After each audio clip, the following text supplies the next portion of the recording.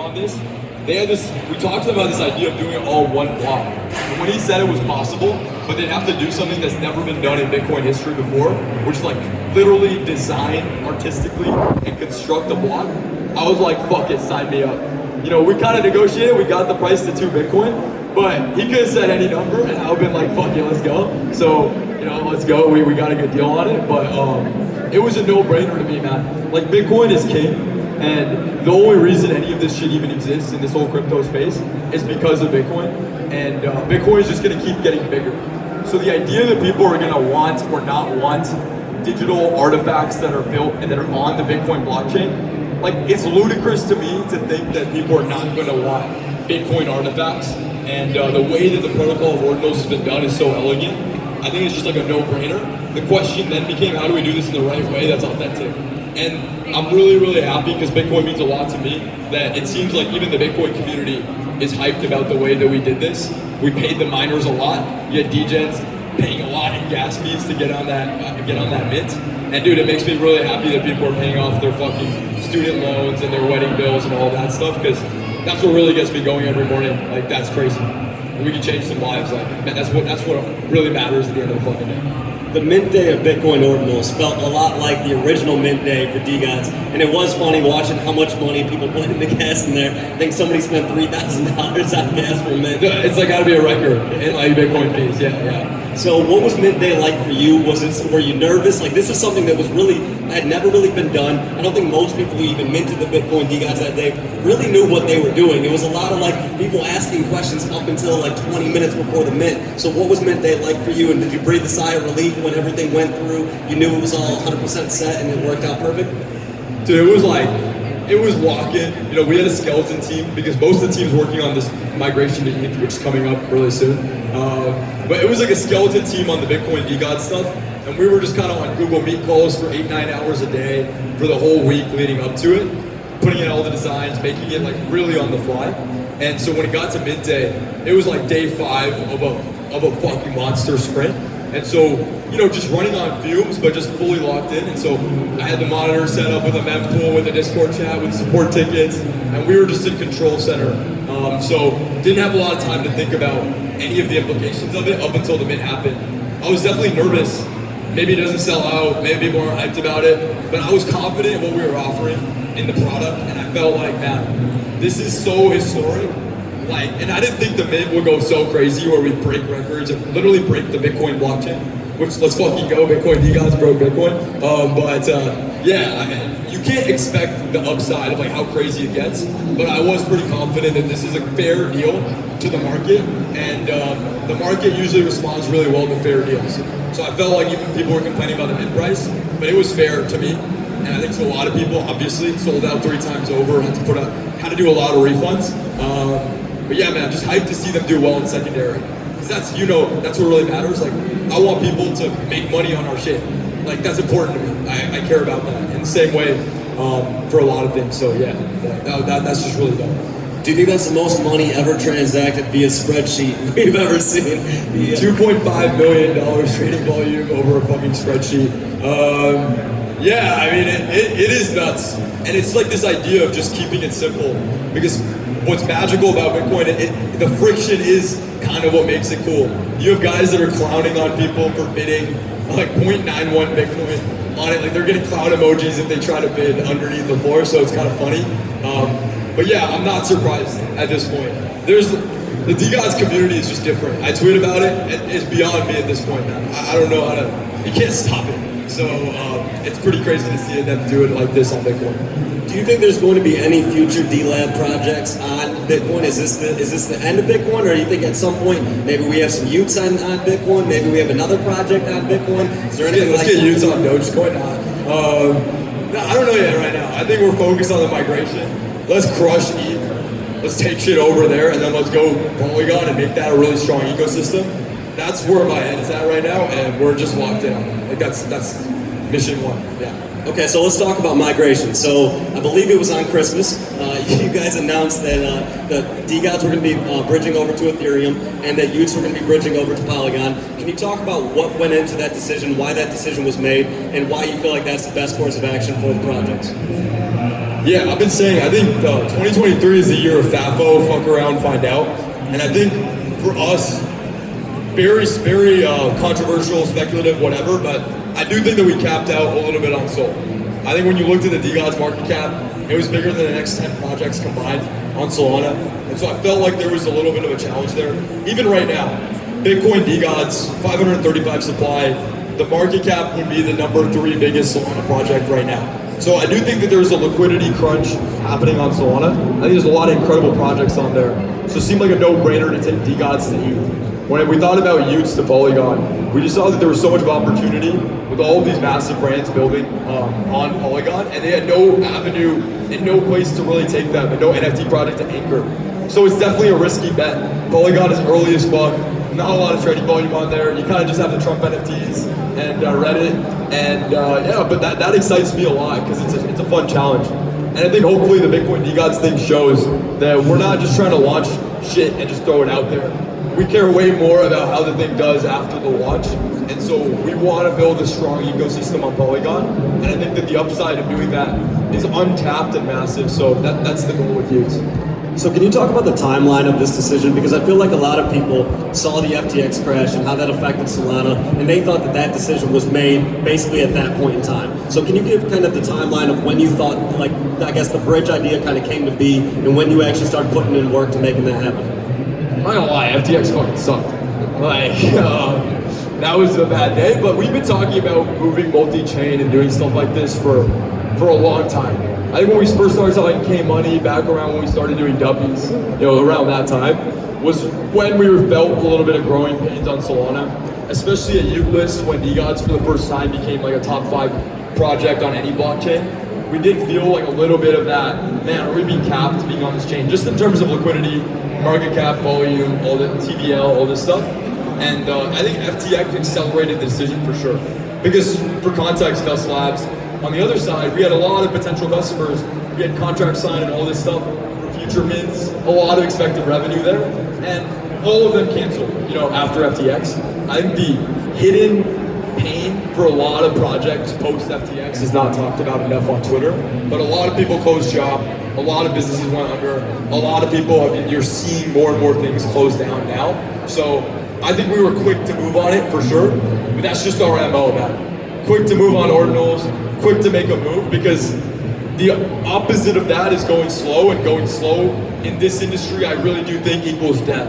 And I think you're seeing a lot of projects this year that thought they should take it safe during the bear market, that they should play it slow. You're seeing them kind of get wrecked right now. And I don't want that to happen to DeGods, and I don't want that to happen to Y00ts, and I don't want that to happen to our holders. So we're in heavy aggression mode this year. So can you talk about, so social relevancy is a big thing with that, right? So you guys announced the move, the bridge over, and then that was in December. We're in March now. When exactly is that bridge occurring, and is it well planned out that I guess you announce something like that and it becomes this hotbed subject for the next few months, keeping the DeGods, keeping Y00ts socially relevant? Everybody's got a comment, they're all gonna make those comments during that time. So do you make that announcement knowing it's going to give people something to talk about, which once again is something that you said is important, like having people discussing the projects and things like that. So is that why the decision is made, to kind of give people that something to talk about, which keeps once again the project relevant? I think that relevance is the bottom. It's the bare minimum, right? Without relevance, it's really hard to grow and make big moves.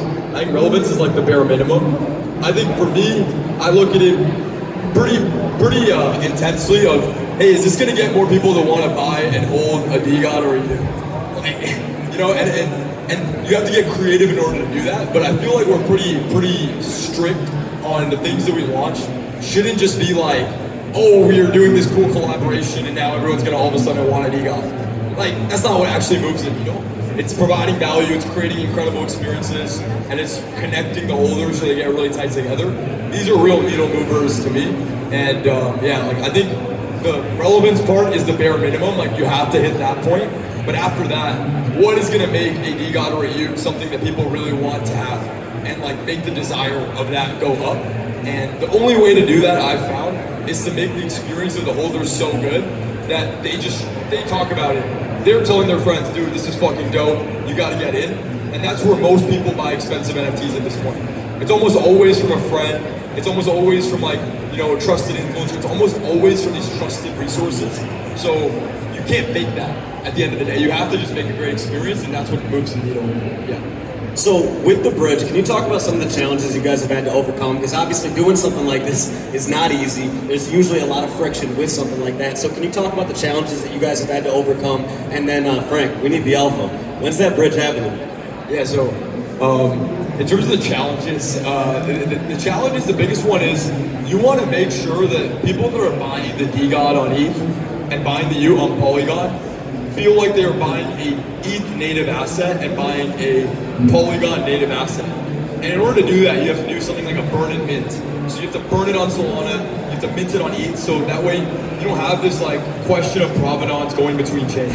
And so in order to do that and have it verified and rebuild all of our staking and like contracts that we built on Sol, it's kind of just like this map. It starts out feeling really simple, and you scope it out and it makes sure you have all the edge cases solved for. It's like a process. In terms of when the bridge is happening, I could say that I'm pretty confident we're hitting this Q1 deadline, so you guys can do the math on that. My whole philosophy with marketing and crypto Twitter is give people maximum 48 hours. Anything like beyond that, if I say, oh, it's happening next week, people will forget about it, some other shit happens, some major bank collapses, and you've lost the excitement. So like, dude, 48 hours is enough for most people to figure it out, and it creates that FOMO and excitement around it. So that's the alpha I can tell you, is like whenever the bridge is gonna happen, I'm just gonna give you guys a 48-hour warning, and then it's gonna just go.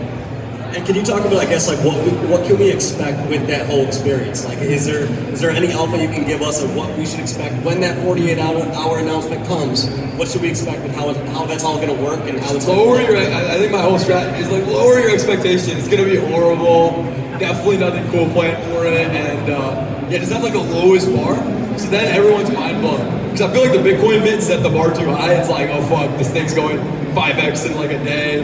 You know, just relax a little bit. Let's see what happens. Let's nail the technicals of this. And I think we have some cool stuff planned, but just lower expectations. So when you guys are making big announcements, in the past, it's been something where you guys have given specific dates, right? And on that, we are well known for the delay, right? So is that something where now you guys have kind of decided, hey, let's go with the 48-hour announcement. That way we know it's done, it's ready to go, we can push it live, and not something where you kind of set out a date a few weeks ahead of time, and now if that date gets delayed for a matter of reasons, now you've got people who are angry on the timeline, all because a specific date was given. Yeah, I think the delay thing is really kind from the community. Like, they basically take us fucking up and then they make it into a joke, but it's kind of thank you, like shout out to the fucking holders that do that. But it's not good. So I think we're trying to fix it. I think most of the time when we do delay, it's for the community and it's for a good reason. For all the things I've talked about, you know, throughout this talk, it just matters to me that people feel when DeGods does some shit, when Y00ts does some shit, I have to pay attention. And if you do too many mid-launches, you dilute that effect. So that is something we've been through that. We've had a series where we've done a lot of mid stuff. It's no fun. It's not exciting. So that matters a lot. But yeah, I think we're trying a new strategy here. Like, fuck it, 48 hours. By the time we announce the 48 hours, we already have the site live. We tested it. It's ready to go. And the 48 hours is just so people fucking lose their minds. So that's kind of how I'm thinking about it. So recently you guys announced that D-Labs is going to be hiring for some pretty big positions. So can you talk about what those positions are going to enable like DeGods and Y00ts to be able to do moving forward that you guys haven't been able to do currently? Yeah, I think there's two core things. I think one, today the team is 4 people. And you know, it's a skeleton crew that has put together a lot of stuff with the D-Labs, especially D-Gods Y00ts. And we've been working out of our apartment and now house for like the past year and a half.